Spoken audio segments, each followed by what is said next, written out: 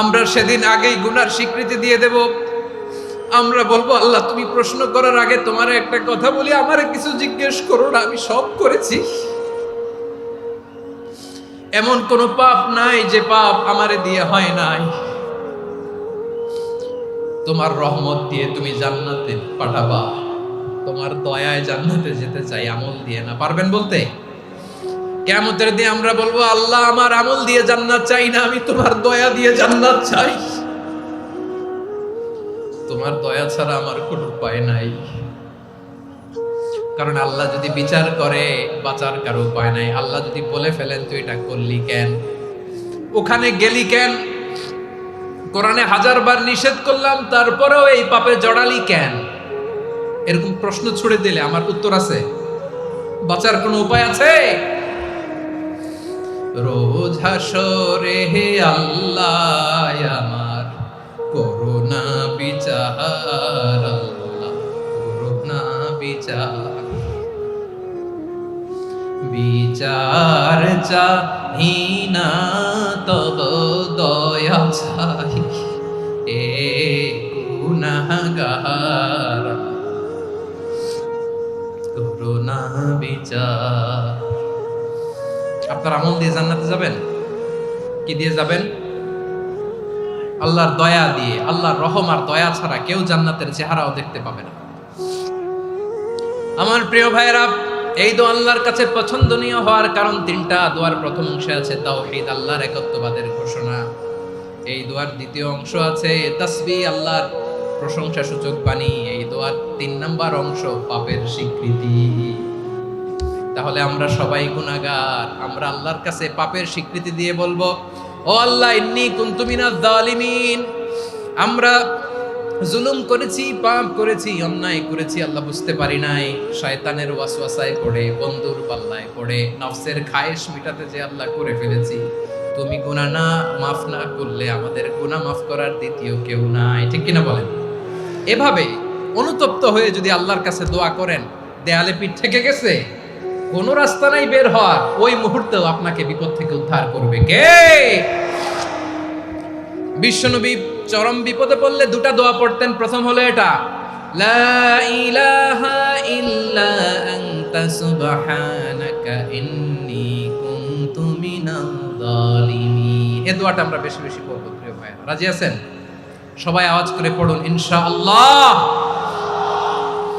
আমার প্রিয় ভাইয়েরা, বিপদে পড়লে বিশ্বনবী আরো একটা দোয়া পড়তেন, লা ইলাহা ইল্লাল্লাহুল আযীমুল হালিম, লা ইলাহা ইল্লাল্লাহু রাব্বুল আরশিল আযীম, লা ইলাহা ইল্লাল্লাহু রাব্বুস সামাওয়াতি ওয়াল আরদি ওয়া রাব্বুল আরশিল কারীম। এই যে বললাম, রেকর্ড হয়ে গেছে। এখন তো আর ইনস্ট্যান্ট মুখস্থ না হলো, পরে মুখস্থ করে নেবেন। আল্লাহ ছাড়া কোনো উপাস্য নাই, তিনি সুমহান, মহা সহিষ্ণু। আল্লাহ ছাড়া কোনো উপাস্য নাই, তিনি সুমহান, আরশের অধিপতি। আল্লাহ ছাড়া কোনো উপাস্য নাই, তিনি আকাশের মালিক, জমিনের মালিক, তিনি সুবিশাল, আরশের অধিপতি। সুবহানাল্লাহ পড়েন। এই দোয়াটা কেউ যদি পড়ে যদি এর ওসিলা করে দোয়া করে, তাকে বিপদ থেকে মুক্তি দেয় কে? মনে থাকবে আপনাদের? তাহলে বিপদের প্রথম ধাক্কায় কি যেন পড়তে হয়? ইন্না লিল্লাহ। তারপরে কি বলে আল্লাহর কাছে নিজেকে সঁপে দিতে হয়? দেয়ালে পিঠ থেকে গেলে লা ইলাহা ইল্লা আনতা সুবহানাকা ইন্নী কুনতু মিনাজ জালিমিন। 2 নম্বর হচ্ছে লা ইলাহা ইল্লাল্লাহুল আযীমুল হালিম, লা ইলাহা ইল্লাল্লাহু রাব্বুল আরশিল আযীম, লা ইলাহা ইল্লাল্লাহু রাব্বুস সামাওয়াতি ওয়াল আরদি ওয়া রাব্বুল আরশিল কারীম। মনে থাকবে? ইনশাআল্লাহ বলেন সবাই, আওয়াজ করে সবাই ইনশাআল্লাহ। বিপদ আসলেই প্রথমে বিশ্বনবী সাল্লাল্লাহু আলাইহি ওয়াসাল্লাম একটা দোয়া পড়তেন। কি পড়তেন? তিনি পড়তেন ইন্না লিল্লাহি ওয়া ইন্না ইলাইহি রাজিউন। নিশ্চয় আমরা আল্লাহর জন্য, নিশ্চয় আমরা কার দিকে ফিরবো ভাই? আবার কার দিকে ফিরবো? আওয়াজ করে বলুন তো, আমরা এসেছি কার কাছ থেকে, আবারও ফিরে যাব কার কাছে? এজন্য বিশ্বনবী পড়ছেন ইন্না লিল্লাহি ওয়া ইন্না ইলাইহি রাজিউন। নিশ্চয় আল্লাহর জন্য, ওই আল্লাহর দিকেই আমরা ফিরে যাব। তারপরে বিশ্বনবী পড়তেন আল্লাহুম্মা আজুরনি ফি মুসিবাতি ওয়াখলুফ লি খায়রাম মিনহা। একসাথে প্রথমে পড়তেন ইন্না লিল্লাহি ওয়া ইন্না ইলাইহি রাজিউন, তারপর পড়তেন আল্লাহুম্মা আজুরনি ফি মুসিবাতি ওয়াখলুফ লি খায়রাম মিনহা, মানে আল্লাহ এই যে আমি বিপদে ধৈর্য ধারণ করলাম এটার সব তুমি আমার দাও, আর যেটা হারালাম এর চেয়ে ভালো কিছু দিয়ে মেকআপ করে দিও, ভালো কিছু দিয়ে বদল করে দিও। সুবহানাল্লাহ পড়েন। তাহলে বিপদ আসলে আমরা কি করব? কথা বলেন। এই যে আমি শুয়েছিলাম, নাশিদ গাচ্ছিল ওরা, এদেশে পরস্পরে দেখা হলে দেয় সালাম, এদেশে আমজনতার হৃদয় জুড়ে পাকালাম, এদেশে বিপদ এলে সর্বজনে সর্বক্ষণে দোয়া পড়ে ইন্না লিল্লাহ। কি পড়ে?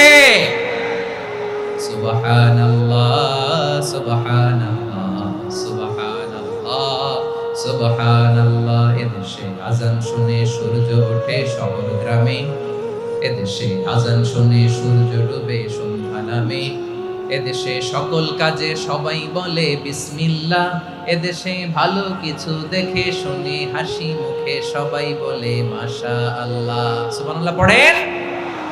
তাহলে বিপদ এলে আমরা কি পড়ি? কথা বুঝলে সবাই উত্তর দিতে হবে। বিপদ এলে কি পড়ি? তাহলে বিপদ এলেই আমরা এখন থেকে ইন্না লিল্লাহ পড়বো, নাকি হাই হুতাশ করবেন? একদল আছে হাই হুতাশ করে, হায় আল্লাহ রে মোর কি হইল রে, মুই কি হরমু রে, মুই কমবে জামু রে, আছে না নাই? এরকম বিলাপ করতে নিষেধ করেছেন বিশ্বনবী। কি করব, কই যাব, কি হবে, হায় হায়, এরকম হাহুতাশ আছে না নাই? বিশ্বাসীরা হাহুতাশ করে না, তারা ইন্না লিল্লাহ পড়ে।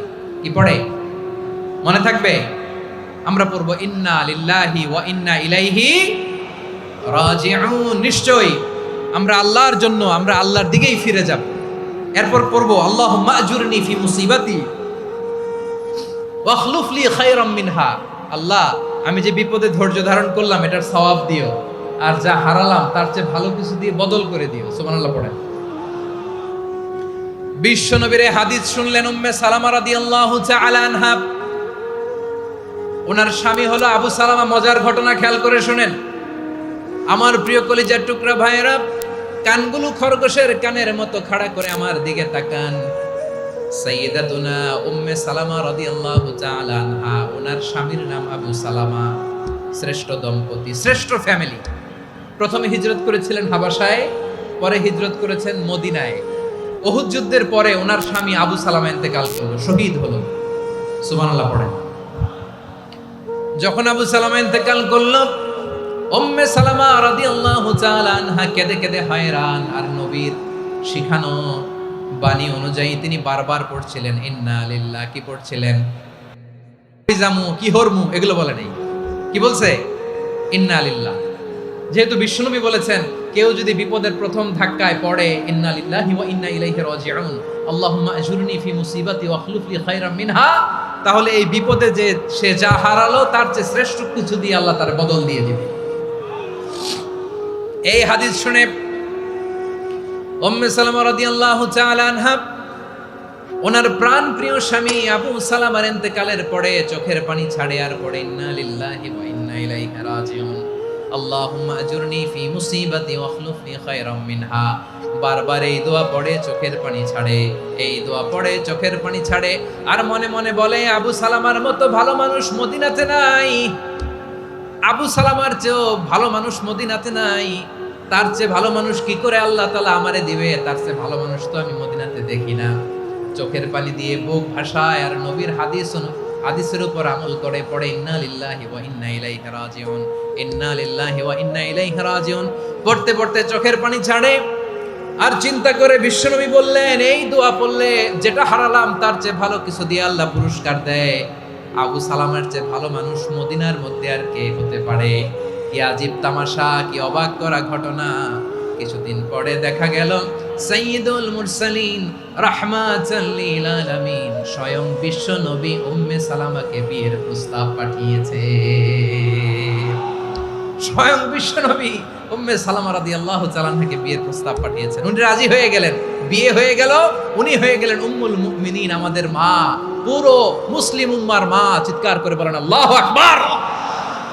তাহলে আমার প্রাণ প্রিয় ভাইয়েরা, বিপদে পড়লে আমরা পড়বো ইন্না লিল্লাহি ওয়া ইন্না ইলাইহি রাজিউন। আল্লাহুম্মা আজুরনি ফি মুসিবাতি ওয়াখলুফ লি খায়রাম মিনহা। করবেন না? যারা যারা বিপদ আসলে এই দোয়া